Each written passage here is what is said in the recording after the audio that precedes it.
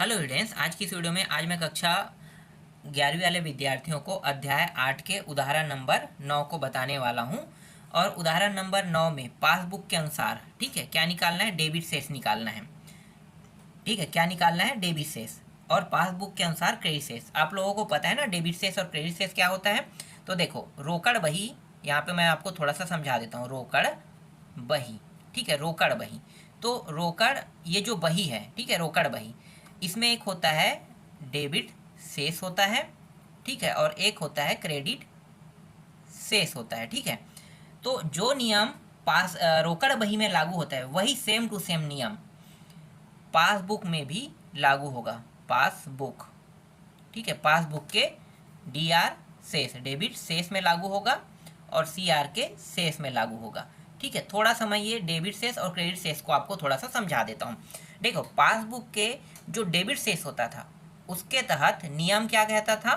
जितने भी मुझे बेनिफिट होता था, मतलब किसी भी तरीके से मेरे अकाउंट में पैसा वृद्धि हो रहा है ना, पैसे की वृद्धि हो रहा है, तो पैसे की वृद्धि होने वाले टॉपिक को मैं क्या करता था? जोड़ता था। जैसे एग्जाम्पल के तहत किसी ने मुझे चेक दिया, ठीक है, कितने का? 500 रुपये का, ठीक है, 500 रुपये का चेक दिया। तो चेक दिया है ना, तो चेक मुझे प्राप्त हुआ। अब मैं क्या करूँगा भाई? मैं जाके बैंक में जमा करूँगा, है ना।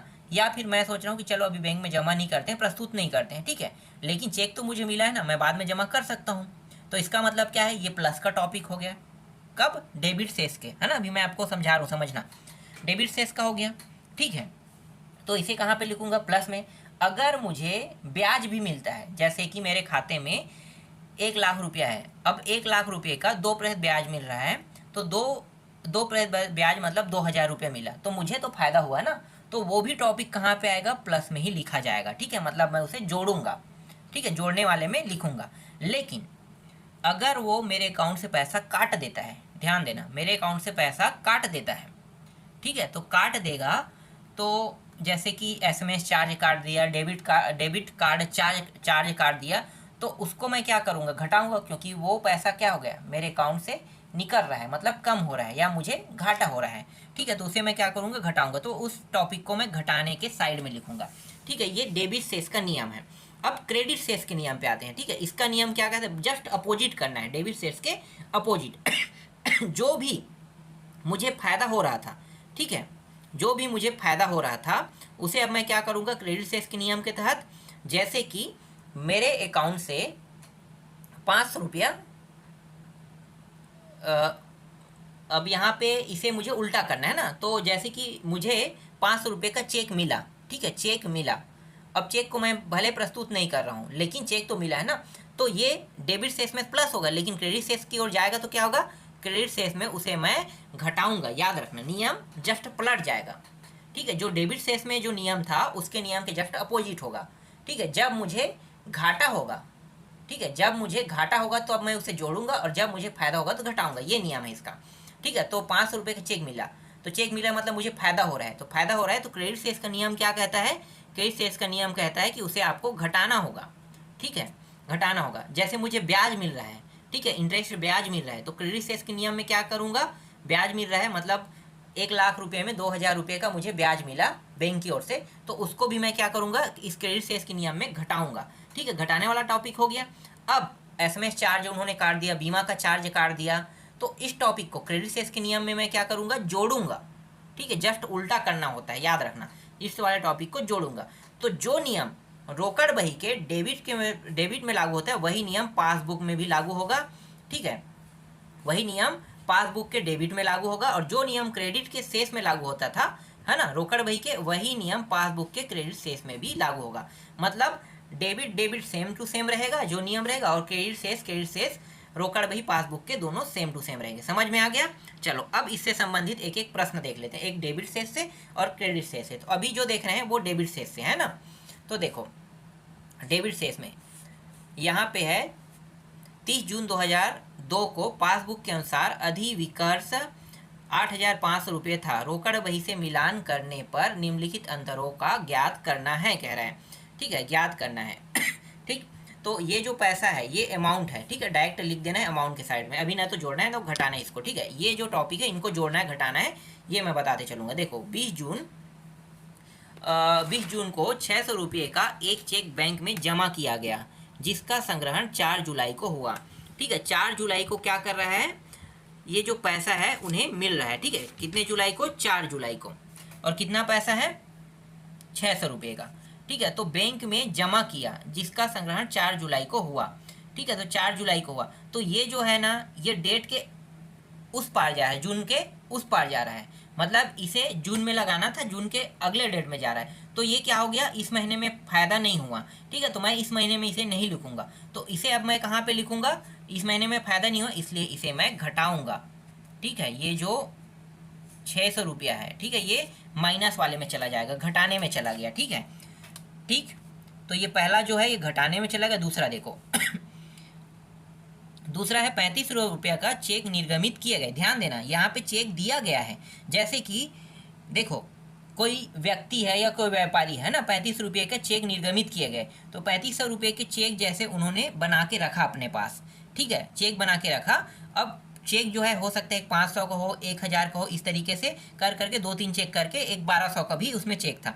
तो इन्होंने सिर्फ 1200 रुपये के चेक को भुगतान हेतु प्रस्तुत नहीं किया, ठीक है, भुगतान हेतु क्या नहीं किया, प्रस्तुत नहीं किया, ठीक। तो बाकी जो चेक है उनको भुगतान के लिए प्रस्तुत किया, लेकिन इसको भुगतान के लिए प्रस्तुत नहीं किया, ठीक है। तो ये क्या होगा, भुगतान के लिए प्रस्तुत नहीं किया, तो ये प्लस में चला जाएगा, ध्यान देना, ठीक है। ये जो टॉपिक है भुगतान के लिए प्रस्तुत नहीं किया, तो बाद में तो कर सकते हैं ना भुगतान, अभी नहीं कर रहा है भुगतान के लिए, लेकिन बाद में तो कर सकते हैं ना। जैसे मुझे चेक मिला और मैं कह रहा हूँ नहीं यार अभी रहने दो, आज नहीं लगाते हैं, कल परसों लगा देते हैं, ठीक है। बाकी चेक को तुरंत लगा दिया, बाकी एक चेक को रोक के बाद में लगाएंगे, तो ये बाद में लगा सकते हैं, प्रस्तुत नहीं किया मतलब बाद में लगा सकते हैं, तो इसको क्या करेंगे, प्लस करेंगे, ठीक है, ठीक है। प्रस्तुत नहीं किया लेकिन बाद में लगा सकते हैं, तो ये प्लस होगा, यही इसका तरीका याद रखना, ठीक है। एक माइनस एक प्लस हो गया, 1200 रुपया प्लस में चला गया। तीसरा देखो, रोकड़ बही और ये 3500 का कोई वैल्यू नहीं है, 3500 को नहीं लिखना है। जैसे 2-3 चेक बनाया, लेकिन 2-3 चेक में ये 1200 मेन वैल्यू है इसका, इसलिए 1200 बस को क्या करेंगे, प्लस करेंगे। रोकड़ बही के प्राप्ति पक्ष में बैंक खाते का जोड़ 100 रुपये से कम लग गया, ठीक है, 100 रुपये से कम लग गया जोड़, तो भाई 100 रुपये का यहाँ पे फायदा हुआ, इसका मतलब ये भी क्या होगा, प्लस होगा, ठीक है। इसके बाद देखो चौथा, व्यापारी की प्रार्थना पर बैंक ने 2000 रुपये का एक ड्राफ्ट जारी किया, जिसकी रोकड़ बही में कोई प्रविष्टि नहीं है, रोकड़ बही में कोई प्रविष्टि नहीं है। तो व्यापारी की प्रार्थना पर बैंक ने 2000 रुपये का ड्राफ्ट जारी किया। तो देखो ड्राफ्ट, जब भी आप डिमांड ड्राफ्ट बनाने जाते हो ना, ड्राफ्ट मतलब डिमांड ड्राफ्ट होता है, डीडी कहते हैं उसे, तो डिमांड ड्राफ्ट बनाने जाओगे तो आपके अकाउंट में जो पैसा रहेगा उसी से ही बनाया जाएगा, और उसको आप दूसरे को दोगे, तो मतलब आपको क्या हो रहा है, नुकसान हो रहा है, इसलिए ये घटाने वाले टॉपिक में जाएगा, ठीक है। अभी आप लोग डिमांड ड्राफ्ट के बारे में नहीं जानते हो। डिमांड ड्राफ्ट जो है ना, किसी को अगर पैसा देना होता है तो पैसा जो है ना, कई बार क्या होता है, डीडी बना के दे दो, चेक जैसे नहीं है तो चेक से नहीं दे रहे हो तो डीडी से दे दो, तो डीडी भी क्या है, चेक जैसा ही है ना, तो चेक जैसा ही है, तो 2000 रुपये का। लेकिन ये क्या होता है, ये जो डीडी होता है वो आपके अकाउंट से कटता है पैसा, ठीक है। जैसे चेक दोगे तो चेक से भी कटेगा, तो यहाँ पे क्या हो गया, ये 2000 रुपये निकल रहा है, मतलब ये घटाने वाला टॉपिक हो गया, ठीक। अब पांचवा देखो, पासबुक में 70 रुपये बैंक व्यय के डेबिट है, जिनका रोकड़ बही में कोई लेखा नहीं किया गया है। तो कोई लेखा नहीं किया गया, तो रोकड़ बही में जब तक के लेखा नहीं करेगा तब तक के वो आपके फायदे में नहीं आएगा, इसलिए इसको क्या करना है, घटाना है, ठीक है। रोकड़ बही में अगर लेखा नहीं कर रहा है, कह रहा है, तो घटा देना, सीधा सीधा क्या कर देना, घटा देना है, तो ये भी घटाने में चला जाएगा। फिर छठवां और अंतिम पॉइंट, एक ग्राहक 800 रुपये सीधे बैंक में जमा कराए, किंतु लेखा रोकड़ बही में नहीं है, बैंक समाधान विवरण बनाइए। देखो अब यहाँ पे फिर से आ गया है, ध्यान देना, 800 रुपये सीधा बैंक में जमा करा दे, लेकिन रोकड़ बही में नहीं है, लेकिन ये बैंक में तो पैसा जा रहा है ना, है ना, बैंक में पैसा जा रहा है, तो बैंक में पैसा जा रहा है, इसका मतलब क्या है, भले ये रोकड़ बही में नहीं है लेकिन बैंक में तो सीधा जमा हो गया ना, मतलब रोकड़ बही में भले वो एंट्री नहीं कर पाया, लेकिन बैंक में तो आपके अकाउंट में पैसा गया ना, तो इसलिए ये भी टॉपिक क्या होगा, प्लस होगा। चलो अभी जो मैंने आपको बताया वही सारे टॉपिक के लिए देखो इस प्रकार से चार्ट जो बनेगा उसको मैं आपको दिखा देता हूँ। बैंक समाधान विवरण तैयार कर रहे हैं। बैंक समाधान विवरण 30 जून 2002 का है ना। तो जो जो मैंने बताया था प्लस में उसको प्लस में देख लेते हैं, जो जो घटाने में बताया था उसको घटाने में देख लेते हैं। तो देखो सबसे पहले देखो पासबुक के अनुसार ओवरड्राफ्ट डी ये डा लिखा है, मतलब ये डी आर है ना, डी आर डेबिट शेष। तो देखो 8,500 मैंने बताया था जारी किए गए, लेकिन भुगतान के लिए प्रस्तुत नहीं किए 1,200 रुपया। देखो प्लस में कहा था, प्लस हुआ है। रोकड़ बही की प्राप्ति पक्ष लागत से 100 रुपये भी मैंने प्लस कहा था, और ग्राहक अंतिम पढ़ा था इसको भी हमने प्लस किया था 800। इन सभी को जोड़ेंगे कितना होगा 2,100। तो ये 8,500 2,100 दोनों को जोड़ोगे कितना आएगा 10,600 आएगा। ठीक है, अब घटाने वाला देखो, बैंक में जमा किए गए लेकिन वसूल नहीं किए 600 रुपये का चेक था। ठीक है, जमा तो कर दिया लेकिन उसके खाते में पैसा नहीं होगा, इसीलिए ये वसूल नहीं हो पाया। ठीक है, तो इसलिए 600 रुपये घटा दिए, मतलब मुझे कोई फायदा नहीं हुआ तो घट जाएगा वो। फिर देखो डीडी बनाया गया, मैंने बताया था डीडी वाले को क्या करना है, घटाना है। तो बैंक द्वारा जारी ड्राफ्ट जो कैश बुक में दर्ज नहीं हुआ, ठीक है, इसको क्या कर देना है, घटा देना है। फिर बैंक व पासबुक में डेबिट किया गया लेकिन अभी तक कैश बुक में दर्ज नहीं किया गया, 70 रुपये का था, कैश बुक में दर्ज नहीं हुआ था। ठीक है, तो इसको भी क्या करेंगे, घटाएंगे। तो देखो इन सभी को जोड़ोगे कितना आएगा, इन सभी का जो जोड़ आएगा वो आ रहा है 2,670 रुपया। ठीक है, तो 10,600 में 2,670 रुपये घटाओ कितना आ जाएगा, 7,930 रुपये आएगा। तो 7,930 रुपये इस प्रकार से आया। ठीक है, अब इस बार ना पासबुक के क्रेडिट शेष देखेंगे, अभी हमने डेबिट शेष देखा, अब क्या होगा, नियम जस्ट उल्टा हो जाएगा, पलट जाएगा, है ना। तो जब हमें फायदा होता था तो हम क्या करते थे, जोड़ते थे, लेकिन इस बार क्या होगा, फायदा होगा तो घटाने वाले में लिखेंगे। ठीक है, और जब हमें नुकसान होगा तो उसको हम क्या करेंगे, जोड़ेंगे। ये क्रेडिट शेष के नियम है। तो क्रेडिट शेष से मैं यहाँ पे उदाहरण नंबर 11 को लेकर आया हूँ। ठीक है, इसमें बहुत सारे प्रश्न हैं, सभी प्रश्नों को देखने की आवश्यकता नहीं, बस आपको समझना है कि कब डेबिट शेष लेना है और कब क्रेडिट शेष लेना है। ठीक है, एक बार आप समझ गए तो इससे कोई भी प्रश्न आएगा एग्जाम में आप बना लोगे। ठीक है, चलो देखो इसको कौन कौन को जोड़ना है, मतलब कौन कौन से जोड़ना है, कौन कौन से घटाना है, यहीं पे मैं आपको बता देता हूँ। देखो ये 7,000 जो है अमाउंट की ओर चला जाएगा, है ना। तो अमाउंट में डायरेक्ट लिख लेना, 7,000 को अमाउंट में चला गया। ठीक, 7,000 अमाउंट में। अब यहाँ पे देखो पहला जो टॉपिक है 4,500 रुपये का चेक निर्गमित किए, निर्गमित किए इससे कोई लेना देना है मुझे, क्योंकि ये एंट्री तो होगा नहीं। ये जो 1,500 रुपया है इसका क्या कर रहे हैं ये देखते हैं। ठीक है, तो 1,500 रुपये चेक भुगतान हेतु प्रस्तुत किए गए। अब देखो प्रस्तुत किए गए, लेकिन मैंने अभी इसे चेक को नहीं लगाया, आज लगना था चेक, चलो आज बाकी चेक को लगा दिया 4500 में, है ना, बाकी चेक को लगा, लेकिन 1,500 के चेक को रोक के कल परसों लगाऊंगा कह के छोड़ दिया। ठीक है, तो ये 1,500 का लगाऊंगा कह रहा हूँ, तो मुझे फायदा हो रहा है कि नहीं, फायदा हो रहा है, तो मैं क्या इसे जोड़ूंगा घटाऊंगा। नियम याद रखना, ये क्रेडिट शेष है, तो क्रेडिट शेष में क्या होगा, उल्टा होगा। ठीक है, अगर ये डेबिट शेष होता है तो डायरेक्ट मैं प्लस कर देता, लेकिन क्रेडिट शेष है तो इसको मैं क्या करूंगा, घटाने वाले टॉपिक में लिखूंगा, है ना। जब मुझे फायदा हो रहा है तो मैं घटाने वाले टॉपिक में अब लिखूंगा इसको। दूसरा, 800 रुपये का चेक ग्राहक से मिला जिसे रोकड़ बही में लिखा गया किंतु बैंक नहीं भेजा गया। देखो बैंक नहीं भेजा गया। ठीक है, तो इसको कहाँ पे लिखूंगा, इसको मुझे कोई फायदा नहीं हुआ है ना, फायदा नहीं हुआ मतलब मैं कहाँ पे लिखूंगा, ये नियम में अगर डेबिट शेष का होता तो क्या होता, ये डेबिट शेष के होते तो इसको मैं घटाने में लिखता। ठीक है, लेकिन ये क्रेडिट शेष है, तो क्रेडिट शेष है मतलब मुझे नुकसान हो रहा है, नुकसान हो रहा है तो उसको मैं कहाँ पे लिखूंगा, प्लस में, याद रखना।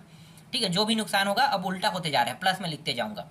फिर तीसरा, रोकड़ बही में बैंक व्यय के 10 रुपये 2 बार मिले। ठीक है, 10 रुपये 2 बार मिले मतलब 10 रुपये दो बार फायदा हुआ है, तो फायदा हो रहा है तो मैं इसको घटाऊंगा। ठीक है, क्रेडिट शेष की नियम क्या कहता है, जो भी फायदा होगा उसको आपको घटाना है इसमें। फिर 200 रुपये बैंक बीमा किस्त के लिए दिए, बीमा किस्त के लिए दिए, मुझे यहाँ पे क्या हो रहा है, घाटा हो रहा है ना, तो घाटा हो रहा है इसका मतलब मैं क्या करूँगा, इसको जोड़ूंगा। ठीक है, फायदा होगा तो घटाऊंगा, घाटा होगा तो जोड़ूंगा। फिर पांचवा देखो, बैंक ने 1,500 रुपये ब्याज क्रेडिट दिए, तो फिर से मुझे क्या हो रहा है, फायदा हो रहा है, तो फायदा हो रहा है इसका मतलब इसको घटाऊंगा। तो देखो 1 बार 2 बार और 3 बार क्या आया है, घटाने का आया है। ठीक है, और 2 बार यहाँ पे जोड़ने का आया है, 800 रुपये और 200 रुपये का। ठीक है, तो 800 200 बस को जोड़ना है, तो मैं दिखाता हूँ अब इसका चार्ट। देखो ये रहा बैंक, एक मिनट कहाँ पे, ये रहा ना, बैंक समाधान विवरण 30 जून 2000 तक के, है ना। तो देखो 2 बार हमें जोड़ना था, तो ये देखो पासबुक के अनुसार शेष, और ये करोड़ लिखा है, ये CR रहेगा ना, क्रेडिट है। ठीक ठीक है, देखो 7,000 हो गया। अब देखो ये 800 रुपये को मैंने बताया था जोड़ने के लिए 200 रुपया, देख सकते हो दर्ज किए गए लेकिन बैंक को नहीं भेजे, और बैंक द्वारा भुगतान के बीमा प्रीमियम 200 रुपया। इन दोनों को जोड़ो कितना होगा 1,000। 1,000 को 7,000 से जोड़ोगे तो कितना हो जाएगा 8,000। ठीक है, अब घटाना है। 3 टॉपिक को मैंने बताया था घटाने के लिए। ठीक है, घटाने के लिए बताया था, देखो घटाते हैं अब। तो देखो जारी किए गए लेकिन प्रस्तुत नहीं किए गए 1,500 रुपये का। ठीक है, ये फ़ायदा हो रहा था तो घटा दिए। और बैंक कैश बुक 2 बार दर्ज किए तो 10 रुपये का था, फ़ायदा हो रहा था घटा दिए। ठीक है, बैंक द्वारा जारी किए जाने वाला ब्याज 150 रुपये का, ये भी हमने घटा दिया। ठीक है, अब इन सभी को पहले जोड़ लो तो कितना होगा 1,660 रुपया। 1,660 रुपया को 8,000 में घटाएं कितना आ जाएगा 6,340 रुपया। तो इसी को हम क्या कहते हैं क्रेडिट शेष निकालना कहते हैं। ठीक है, देखो रोकड़ बही के अनुसार शेष, और ये क्या है ये डा लिखा है मतलब DR है। ठीक है, डेबिट है। तो इस प्रकार से क्रेडिट शेष निकालते हैं। ठीक है, तो एक प्रश्न डेबिट शेष से हो गया पासबुक का, एक प्रश्न क्रेडिट शेष से हो गया। तो मुझे अब नहीं लगता है कि इससे संबंधित कोई भी प्रश्न हो जो आपसे नहीं बनेगा ना, सभी प्रश्न बन जाएगा। ठीक है, तो आज के वीडियो में बस इतना ही। बाकी जो बचा प्रश्न है उसको मैं आपको नेक्स्ट वीडियो में बताऊंगा।